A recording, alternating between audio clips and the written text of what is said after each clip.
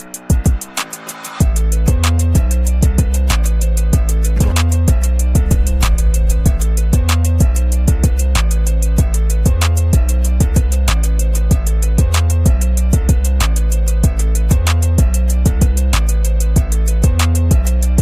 and welcome to another exciting episode of the Andre The Beast Crayton Show.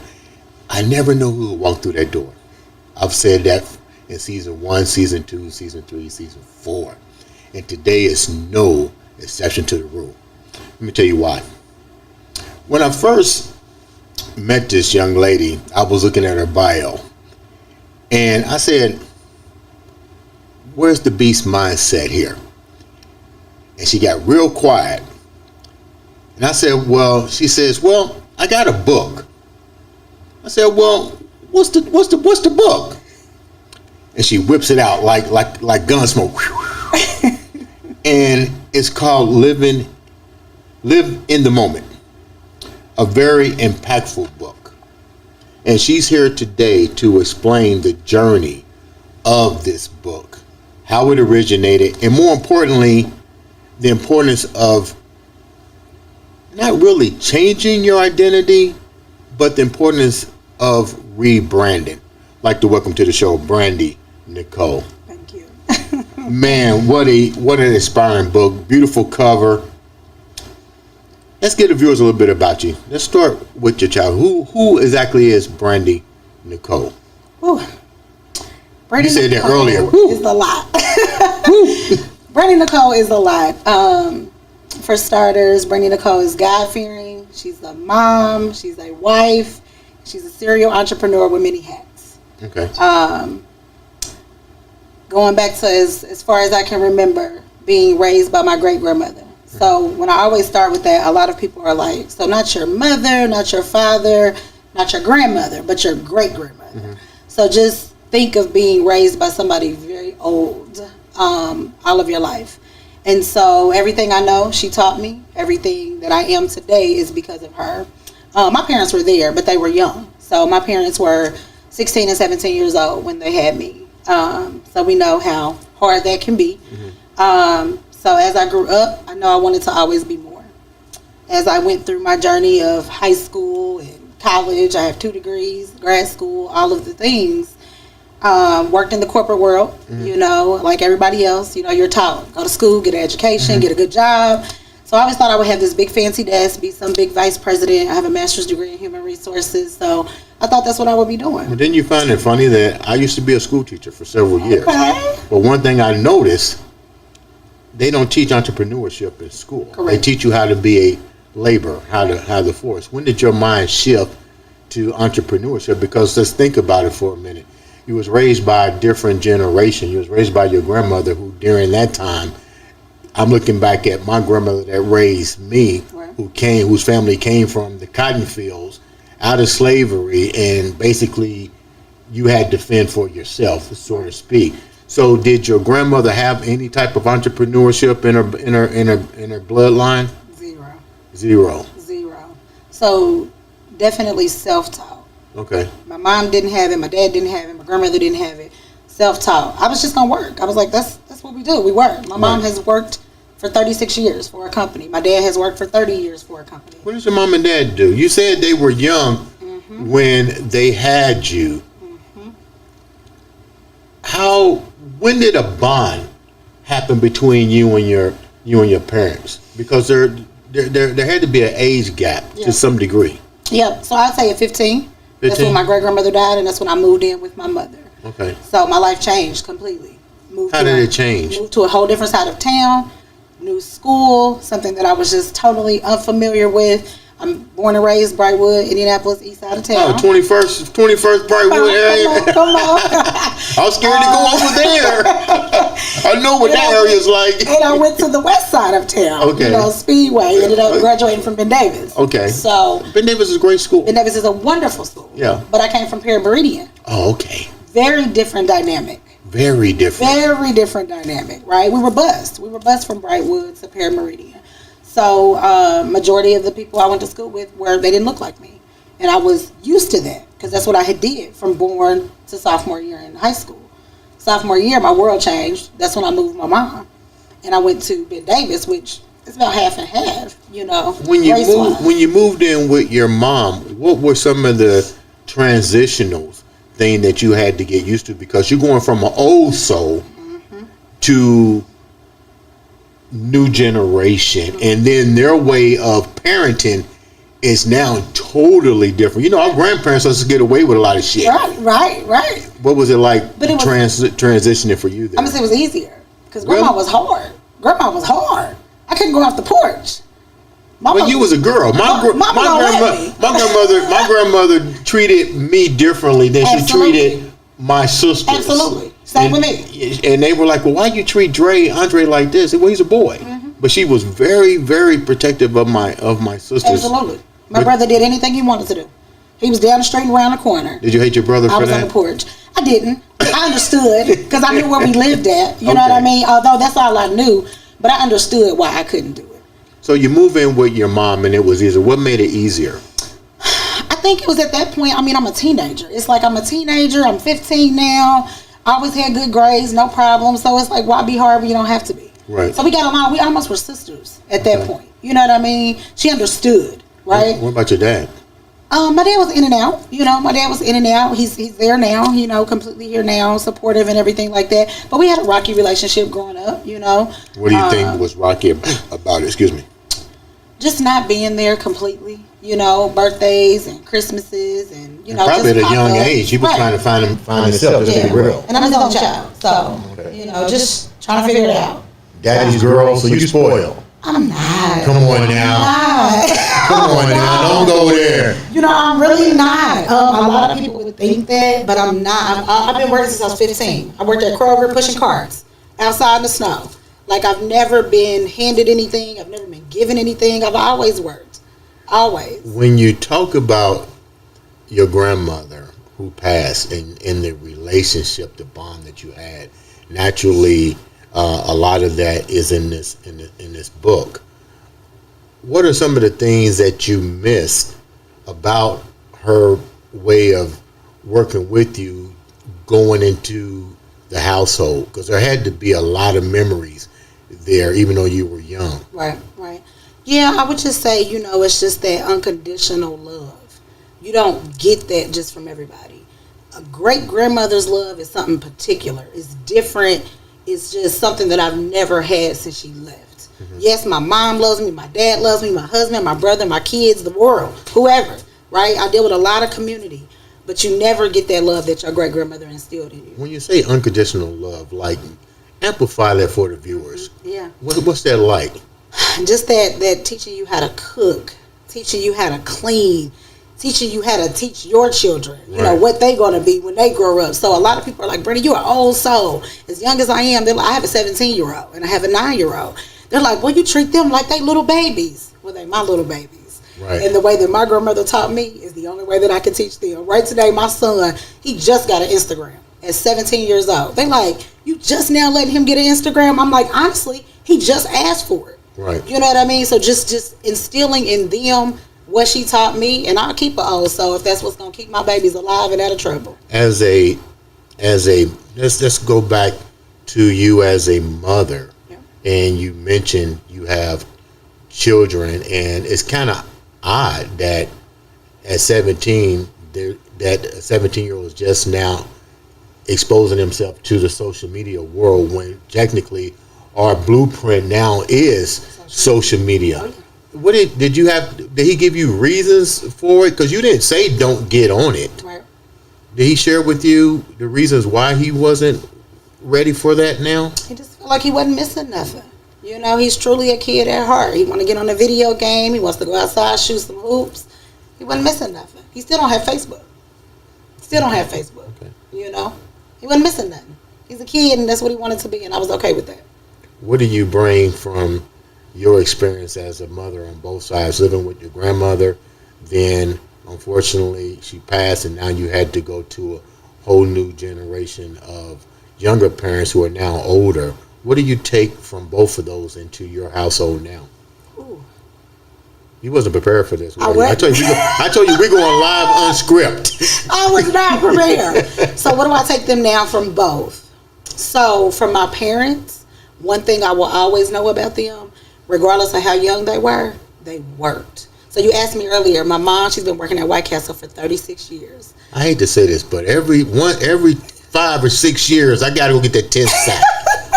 No onions, girl. some cheese, but, double them up. Yeah, yeah. But it's funny, I only eat 5 of them out of the 10. Out of the 10. Right. Yeah. But you don't get a 10 sack. I'm going to get a 10 sack. For sure. Yeah. Yeah. But, and everybody knows hers is there. Like, Marissa, you've been there for years. Which one she's at? Keystone? She done been at all of them. She was at Keystone. Really? She done been at every one in Indianapolis. She's managed. She's a general manager, hard work ethic. You can't tell me nothing about my mother. Right? And then my father, he's been working for Hilton Properties for as long as I can remember. He's a chief engineer doing his thing. Like they work hard. So that's where I got my work ethic. You come from stock. Yeah. Yeah. They don't play thing, young or not. They work. They work. And I work. I work 7 days a week, nonstop. Before we talk about your business, let's talk about living the moment. Yes. How did this come about? You guys make sure you get this book. We'll talk about it at the end on how to get this book and support young authors in not only in Indiana but throughout the world. But explain the purpose of this book and why it came about. Yep. So even before I get to the book, my motto is live in the moment. We're not promised tomorrow. I know that's a cliche, but I truly believe in that. Everything you see on my social medias, my websites, it's about living in the moment. Everything that I do, eat, sleep, and breathe, is going to be for today because I don't know what tomorrow brings. So when I opened up my event center, which I know we'll talk about, it's called Living in the Moment Event. So I actually had that motto before I thought of the book. When I sat one day thinking of what else could I do? What else can Brandy bring to this world that I haven't already? Because I've accomplished a lot thus far, which I am proud of. But I wanted to do something that nobody in my circle had done. Nobody that I knew personally had done. And I had to think about that because I do a lot. And I said, I'll write a book. At first, I wasn't really passionate about writing a book. I didn't like school. I have a bachelor's, I have a master's, but I didn't like school. I didn't. I did it because that's what I thought I had to do, get educated. And I said, I'm going to write this book. I didn't know what I was going to write the book about. I hired me a business coach, fancy business coach, live out in New Jersey. And I'm like, I want to write a book. I don't know what it's going to be about. What should I write about? Everybody would tell you, write about yourself. I didn't want to write about myself because I'm always looking to help somebody else. So I'm like, me writing about myself may help somebody else, but not necessarily. I said, I want to talk about life. I just want to talk about life. How do you figure out what you're passionate about? How do you figure out what's going to be your purpose? What do you want to do? I was just going to say that. Yeah. I ask people that every time I come in contact. What's your purpose? What's your purpose? And it's so funny. They have no idea. No idea. I said, what's your purpose? And they have to think about it for a minute. Mm-hmm. And it's funny. It shouldn't have to be something you have to think about. But you do. Because you may think it's one thing. I thought I was going to be a fancy HR president or something, right? Because of my background, excuse me. But that's not what I turned out to be. So when I thought about writing this book, I said, I want to help people figure out what they're passionate about. What can they do? Can they be an entrepreneur? Should they not be an entrepreneur? Is it a hobby? Is it a side hustle? What is it? How do you figure out what you're passionate about? And that thing can be undefined. It really can for a long time. So when I thought about what I wanted to do, I sat there with my business coach and I said, let's just try to think of steps to get people to a purposeful life, whatever that may be. Mm-hmm. Everybody can't be an entrepreneur. Everybody can't be a worker. So what is it that you want to do with your one life that you have to live? And how can we get you there? Mm-hmm. So that's what the book is. It takes you through 7 steps of how to get to a purposeful life. That's it. And these are your 7 steps that you use, and clearly it's successful and it's working. Yes. How can they get the book before we talk about your entrepreneur business? You can get the book on Amazon, and you can also get the book on my website, iambeast.com. Let's talk about the wedding planner. They're like, how do we get there? We're talking about an author, now we're a wedding planner. How did that come about? So that came about 7 years ago. And it's not called the wedding planner. Let me clear that up. It is not. 7 years ago, I was working, and I was tired of working, right? I done worked for the government. I worked in corporate, did all the things. And I was like, I want to do something that's fun because I have a fun activity. I'm a fun person. So I'm always the one planning activities. I'm always the one planning trips, planning parties. I got to figure out something fun because I'm just behind the desk. This is boring. Let me hold that thought for a minute. That made perfect sense. And I want the viewers to listen closely to what she just said. You've had high-powered jobs that paid money, but it didn't matter. You was not happy. Correct. And I wasn't happy because I wasn't fulfilled. Yes, I made great money in these positions. I've been branch managers. I've been HR managers, all these things, right? I'm never just an employee. I've been leadership majority of my career. But I wasn't happy. I always felt something was missing. So in all these roles that I had, I was the only one that looked like me every time. Every meeting I went to, every event I went to, I was the only black woman. What did that tell you in your subconscious mind? For a while, because I was so young in those roles, so for a while I felt like I didn't belong there. I felt like, why am I in this room? Why is nobody else looking like me?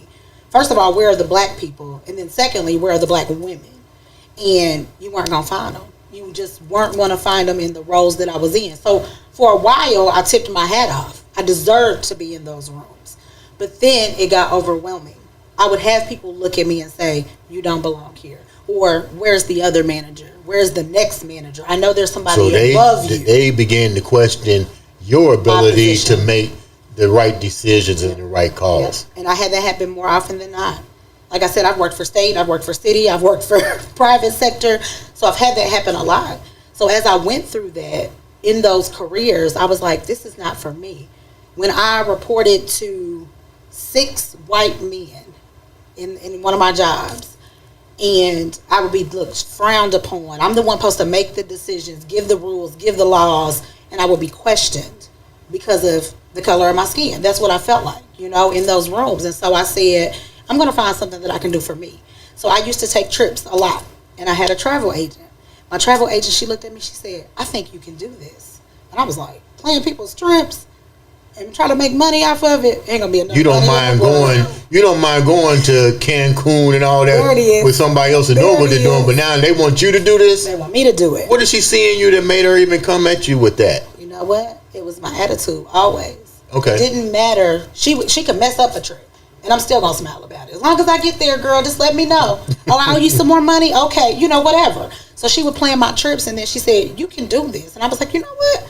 I am wanting to do something. So for a year, I trained with her. I learned. I educated. She taught me all the ropes of this travel industry. You went under entrepreneurship. I went under her wing. Did she pay? Did she offer you money, or you just did it? Because that's what a lot of people don't understand. A lot of times, because you do an intern, you should do it because you see the bigger picture. So It's not necessarily about money. Right. When you took it, did you go in as an intern, unpaid intern, or she offered you some compensation? So both. The travel industry is commission based. Okay. So I made my commission, but I also had to pay into it.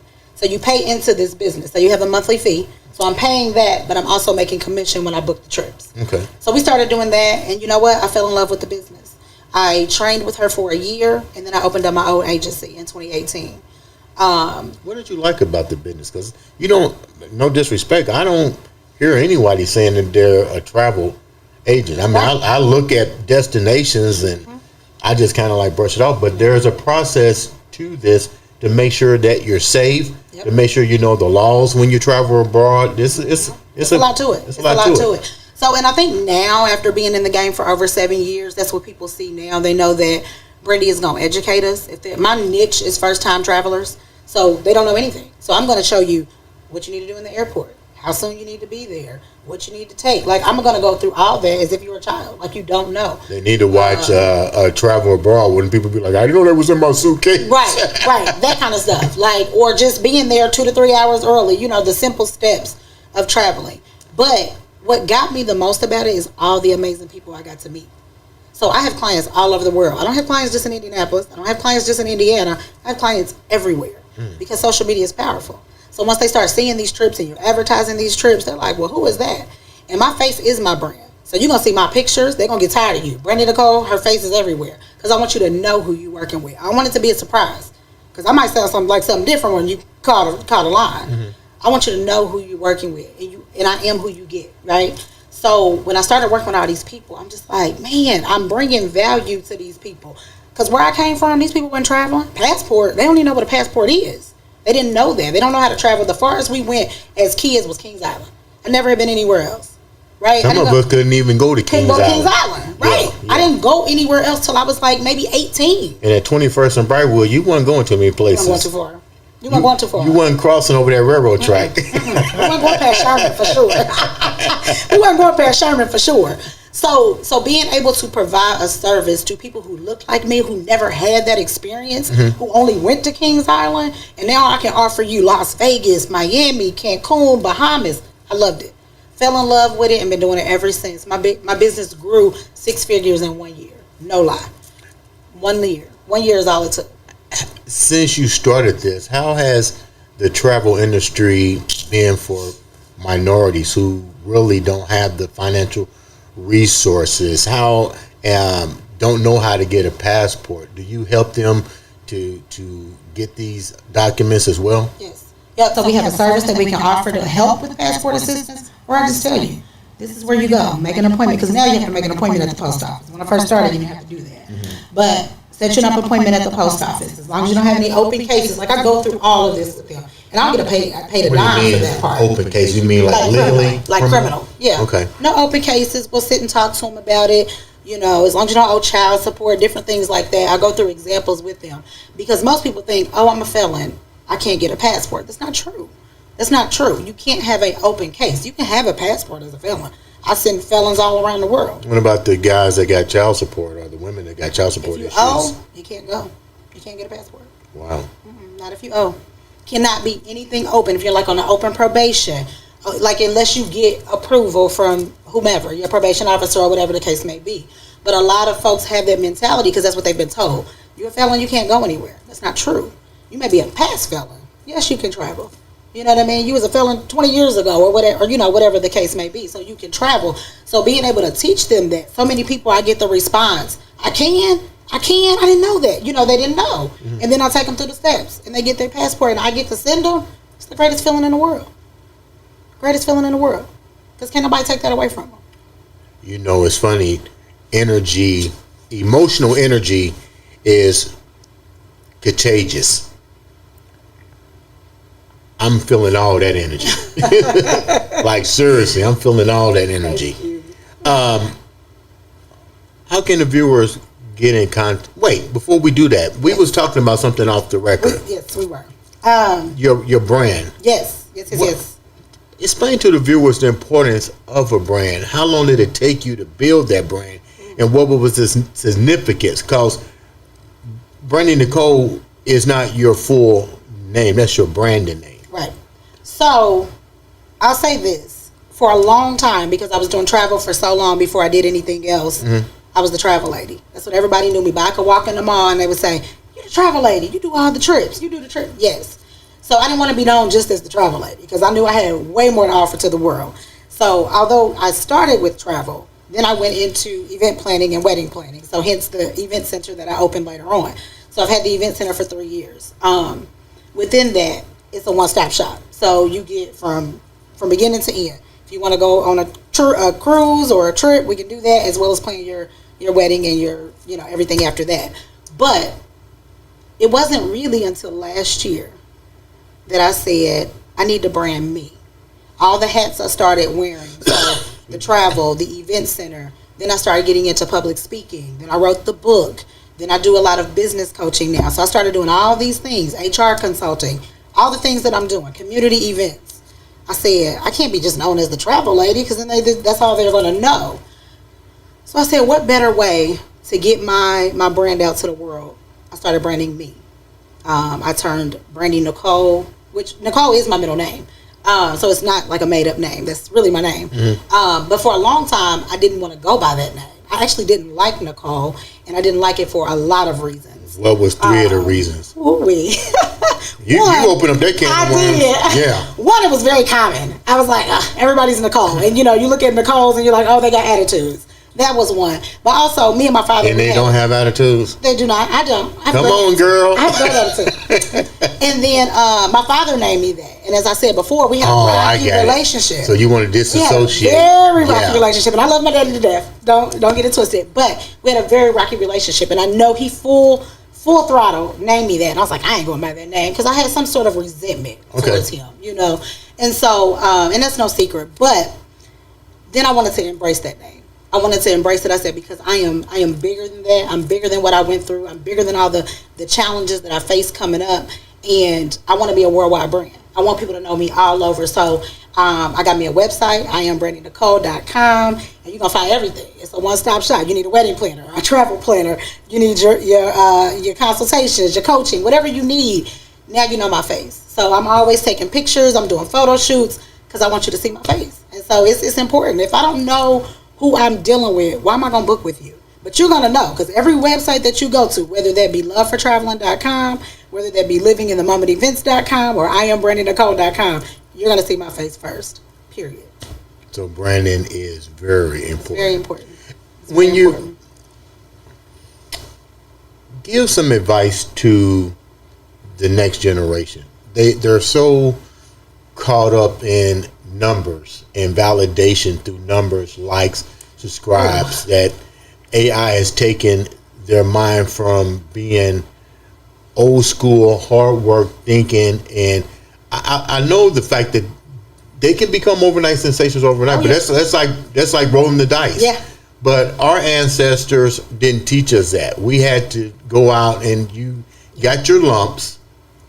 But what do you give the young entrepreneurs and the young innovators of the world today? What kind of advice would you give them? Yeah, so, wow, that's a lot, because I kind of deal with that every day. So up until last year, my page on Facebook was not public. I was like, I don't want you to see my kids. I don't want you to see my husband. It was not public. I'm like, whoever is my friend, that's who gets to see, my stuff. But then I realized, if I am branding me and I want to be a world renowned, they have to know you. They got to know me. They got to know me. They got to know my world. They got to be able to trust me. How can I say I'm a business coach and train thousands of people and teaching these people about how to run their businesses, but they don't really know the authentic me?